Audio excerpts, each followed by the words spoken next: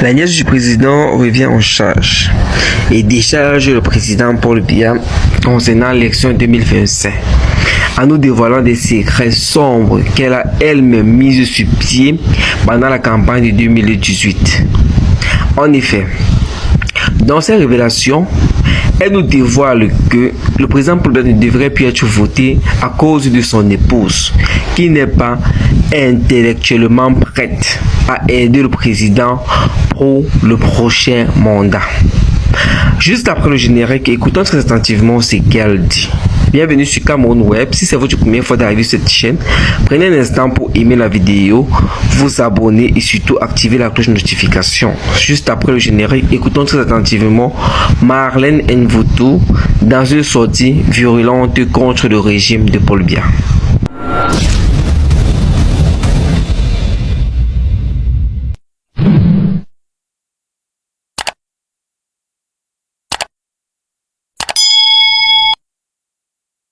Ce n'est ni Paul Biya, ni Chantal Biya qui m'ont amené dans le RDPC.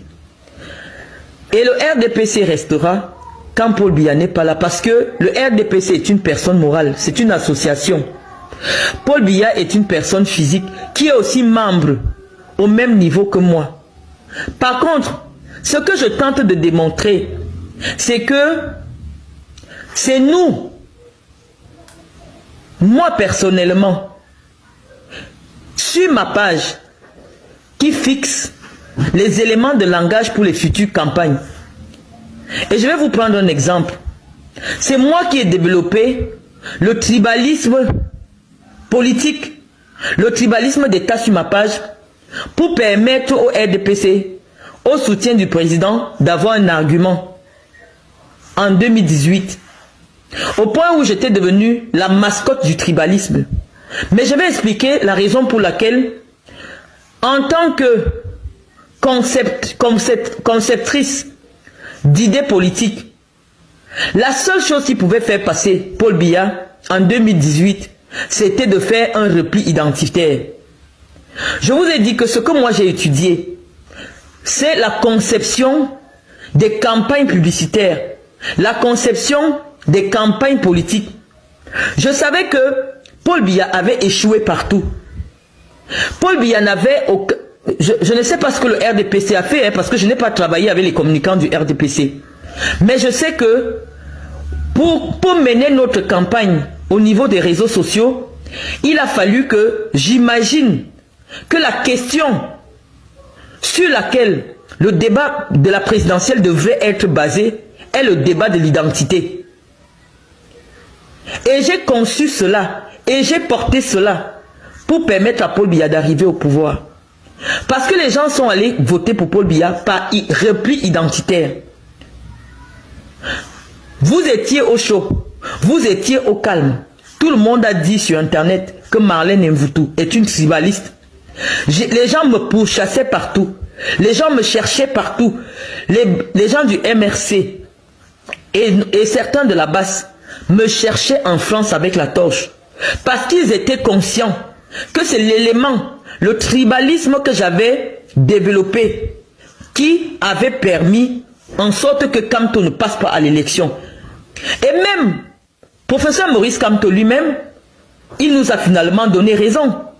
Puisque, lorsqu'il prend la parole au Conseil constitutionnel, il commence son propos en disant, s'il y avait le concours pour être boulou, je devais le passer. C'était une réponse à ma posture, parce que j'avais dit que mon ethnie est une ethnie suprémaciste. Et donc, même au plus haut niveau, le professeur Kamto avait conscience que la seule chose qui avait empêché à ce qu'il devienne président, c'était le repli identitaire, le repli tribal. Mais c'est le jeu de la campagne politique, c'est le jeu des idées politiques, des cartes. Vous dans le RDPC, ou vous ailleurs, parce que je ne peux même pas associer des démarches individuelles à ce qui se ferait dans le RDPC. Je pense qu'on reste encore dans le débat cancanier des réseaux sociaux. En tant que communicant, payé par le RDPC, ton travail est de concevoir des idées de promotion politique. moi, en tant que soutien de Paul Biya, j'avais pensé en 2018 que sur le plan des réalisations, sur le plan du développement du Cameroun, Paul Biya avait échoué. Mais on pensait qu'il fallait donner du temps à Paul Biya de préparer sa transition. Parce que jusqu'à présent, nous sommes convaincus que, en l'état actuel des choses, une transition dans la paix n'est pas possible au Cameroun. Et donc en 2018, nous avons milité à ce que Paul Biya revienne. Nous avons milité pour que Paul Biya puisse changer la constitution en mettant dans la constitution le poste de vice-président qui garantirait une transition paisible au Cameroun. Nous sommes des citoyens, personne ne paye la connexion de personne. Donc, nous pensons que chacun en fonction de sa chapelle politique peut développer des idées. Mais si vous pensez que mes idées font beaucoup de poids, c'est simplement parce que je les construis. Lorsque j'étais convaincu que ce n'est que le tribalisme qui peut faire gagner Paul Biya en 2018, je l'ai développé. Parce que c'est le seul argument qu'on pouvait opposer à Maurice Kamto. De dire que les Bamileke ont déjà tout au Cameroun. Toutes les entreprises au Cameroun appartiennent aux Bamileke. Tous les secteurs d'activité, que ce soit agricole, que ce soit commercial, que ce soit même intellectuel. Parce qu'en termes d'intellectuels camerounais, les Bamileke sont en tête.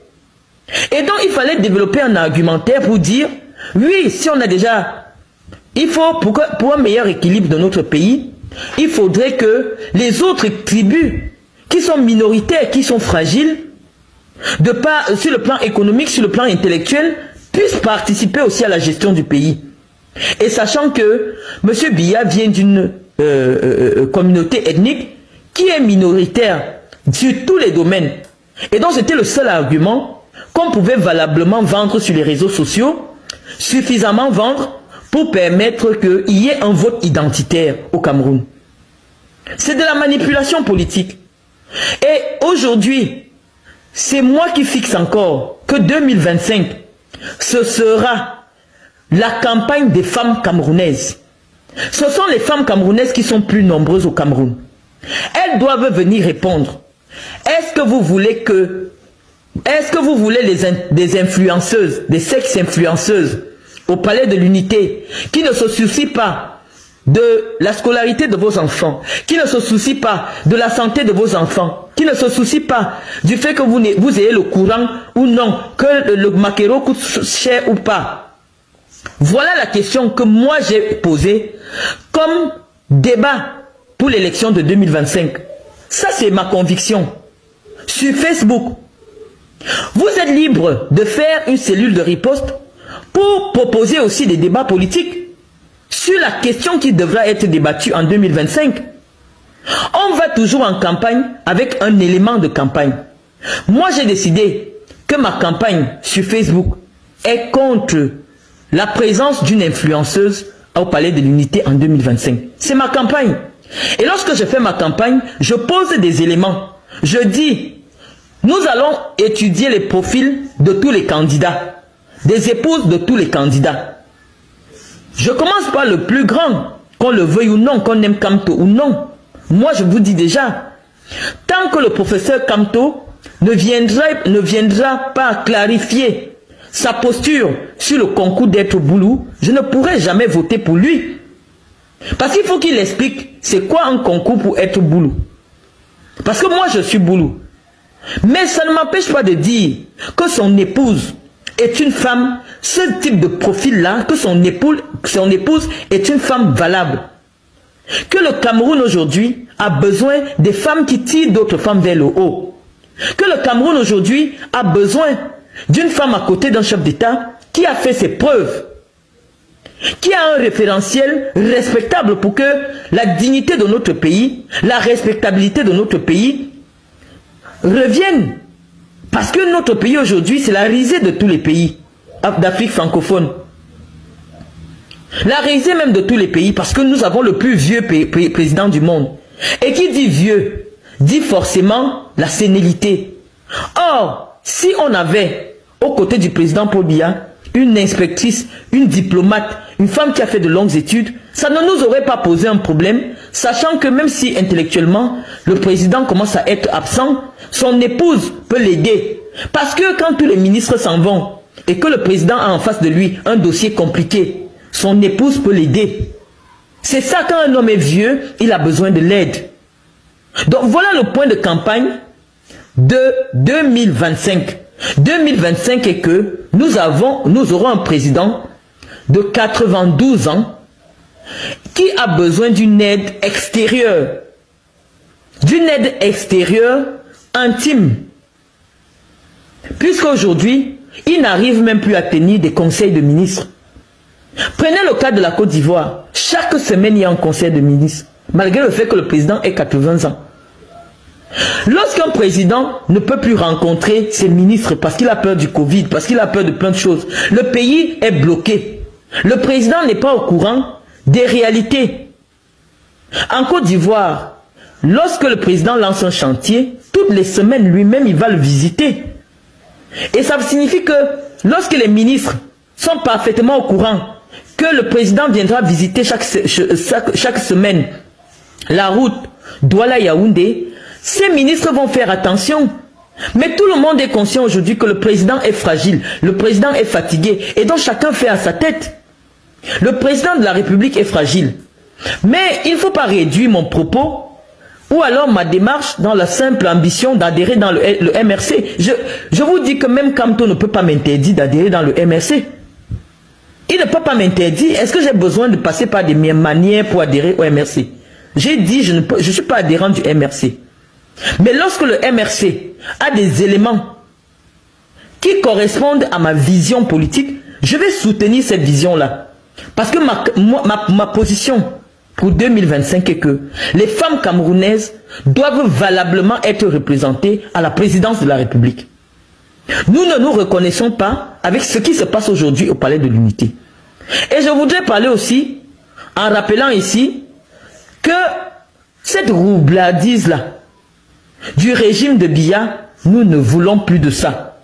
Parce que des femmes avec le profil de Julie Kamto, au niveau des femmes diplomates, il y en a. Mais le régime de Paul Biya a donné à la femme de Kamto les postes les plus prestigieux. Ça signifie qu'au fond, le régime de Paul Biya n'a jamais été contre Kamto. Arrêtez de nous berner. Lorsque quelqu'un a une épouse, une femme est l'épouse de l'opposant le plus virulent au régime. Oui, il y a des méthodes. Il y a des femmes au ministère des Relations extérieures qui ont le même parcours, mais qui n'ont même pas de bureau. Qu'est-ce que vous voulez nous dire? Ça signifie que c'est le président de la République, Paul Biya, qui nomme à des postes de responsabilité. S'il a toujours nommé Julie Kamto, au point de permettre à ce qu'elle ait une carrière brillante de diplomate, son mari n'a jamais été chef d'État, son mari n'a jamais été premier ministre, ça signifie que cette femme-là, même Paul Biya l'a apprécié, a apprécié son parcours, a apprécié son travail. Donc si Paul Biya, pour qui je suis soutien, apprécie une femme, qui suis-je pour venir dire que cette femme n'est pas bien? Pourquoi moi je dois dire que cette femme n'est pas bien? Je veux que vous nous expliquiez un peu, pour que peut-être le foie commence à nous faire défaut. Mais dites-nous un peu, si cette femme-là, Julie Kamto, elle est partie, elle a terminé sa carrière en étant secrétaire générale d'un ministère de souveraineté, d'un ministère qui coordonne les activités du Cameroun dans le monde. Ça veut dire qu'elle avait son mot à dire dans le choix des personnels d'ambassade et tout. Inspectrice générale des services. Je ne sais pas si vous savez ce que ça représente. Inspectrice générale des services. Le Cameroun a peut-être 176 représentations diplomatiques dans le monde. C'est cette femme-là qui contrôlait tout ça. Et qui lui a donné ce poste? C'est Paul Biya. Donc, si Paul Biya aime quelque chose, pourquoi moi je dois détester cette chose alors que je suis soutien de Paul Biya? C'est ça que je veux un peu comprendre. Paul Biya estime que la femme de Maurice Kamto est une femme valable. Parce que c'est des postes qu'on ne confie même pas aux femmes. C'est des postes, les postes d'inspecteur des services. C'est des postes, la preuve en est qu'elle-même elle n'écrit même pas inspectrice des services. C'est un poste très massif pour des hommes d'expérience, pour des hommes et des femmes qui ont la confiance du chef de l'État. Venez nous expliquer, je dis que vous nous avez trop trompés. Nous les boules, nous avons été trop trompés. Venez nous expliquer pourquoi nous devons continuer à combattre Maurice Kamto. Puisque notre père, qui est le président, depuis des années, estime que la femme de Kamto, c'est une vraie femme. Parce qu'elle pouvait avoir ses diplômes, il y a des gens qui sortent des lyriques, ils n'ont même pas de bureau, où on la balance dans une ambassade, même en Centrafrique. Hein? C'est ça. Ça veut dire que Paul Biya fait bien la différence sur le plan politique. Il estime que chacun peut avoir ses convictions politiques, mais si une personne est une personne de qualité, il peut travailler avec elle. Donc moi, je ne vais jamais appeler à voter Maurice Kamto. Je ne vais jamais adhérer au MRC. Mais j'estime que si mon adversaire a un argument politique, parce que actuellement, d'après ma vision, ou alors d'après ma posture actuelle, la personne qui correspond, je mets les femmes qui correspondent à ma vision politique. Je vous ai dit, jusqu'en 2025, vous allez être obligé de commenter ce que moi je dis.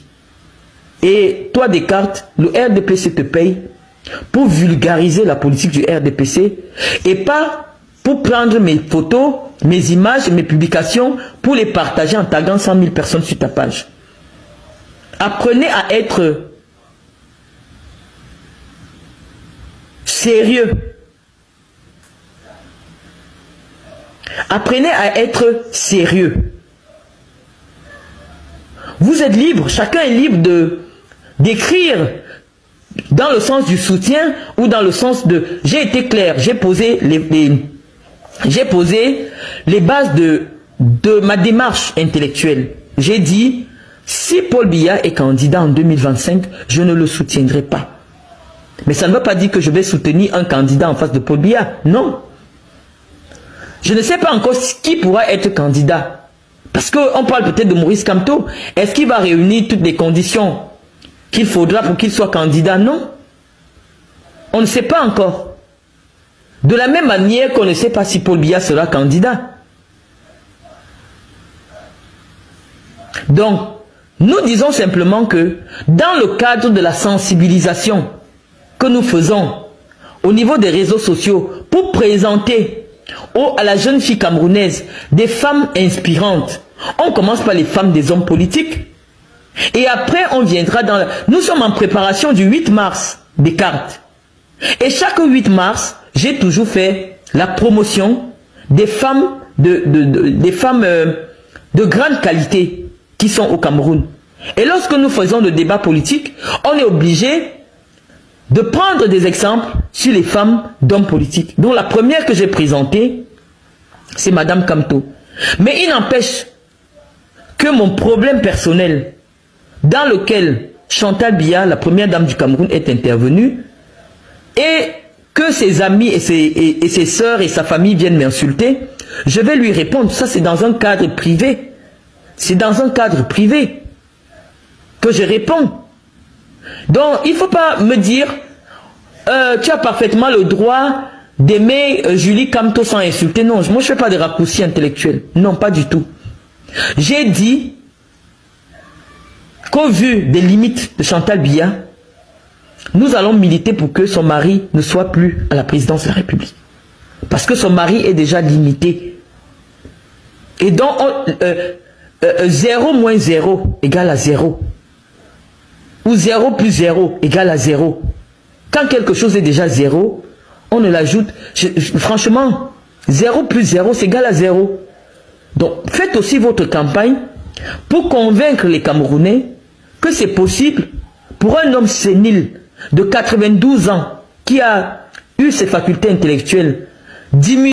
Il y a toujours les secrets quand il s'agit du RDPC. Il y en a toujours les secrets quand il s'agit du RDPC. Parce que le régime, quand on parle du RDPC, ils ont toujours cette stratégie-là. Ils ont toujours cette stratégie pendant la campagne, pendant les élections, pendant même le mandat. Vous comprenez un peu? Il y a toujours une stratégie qu'ils essaient de mettre en place. Il y a toujours cette stratégie-là. Il y a tout. Donc, dans tous les coups, il y a un secret. Dans tous les coups, il y a des secrets qui cachent quelque part. Donc, si ça ne nous étonnerait pas si le RDPC a un secret concernant la campagne de 2018, parce que nous, on sait comment ça se passe. Combien de régions dans les 10 régions du Cameroun Paul Biya a visité pour sa campagne? Et vous-même, vous avez vu le résultat quand on a parlé de telle région à gagner, même la zone anglophone où peut-être on peut estimer qu'il est le plus détesté dans cette zone, il a toujours remporté les élections. Ça, c'est juste pour vous dire qu'il y a toujours un secret derrière tout ce qui se passe. Il y a un secret derrière toutes les stratégies qu'ils mettent en place. Donc, aujourd'hui, ça ne nous étonne pas. Ce n'est vraiment pas nouveau que, bon, voilà, il y a des stratégies comme ça et tout et tout. On s'en fout vraiment, on s'en fout. Et tout ce que nous avons à faire là maintenant, c'est de nous concentrer, en fait, sur les votes, sur les inscriptions, sur les listes électorales. Et à la fin, on va voter et on surveille nos votes. C'est tout ce qu'on peut faire là maintenant. Parce qu'ils vont toujours implémenter, ils vont toujours avoir des stratégies, des secrets, comment faire les campagnes, comment surveiller ou comment gérer les élections et tout et tout. Parce qu'on a l'habitude de dire que quelqu'un qui crée Elekam ne peut jamais retourner contre lui. Oh, Elekam ne peut jamais faire qu'il perde les élections. Donc, on a l'habitude de dire ça. C'est un peu comme un arbitre ne peut pas organiser un match ou un arbitre qui supporte un camp. Il est en train d'arbitrer le match et son camp perd. Donc, en fait, c'est un peu ça la logique dans tout ça. Mais tout ce que nous avons à faire, c'est de voter de très près, de voter et de surveiller de très près nos votes. Alors, c'est tout. Ciao, ciao.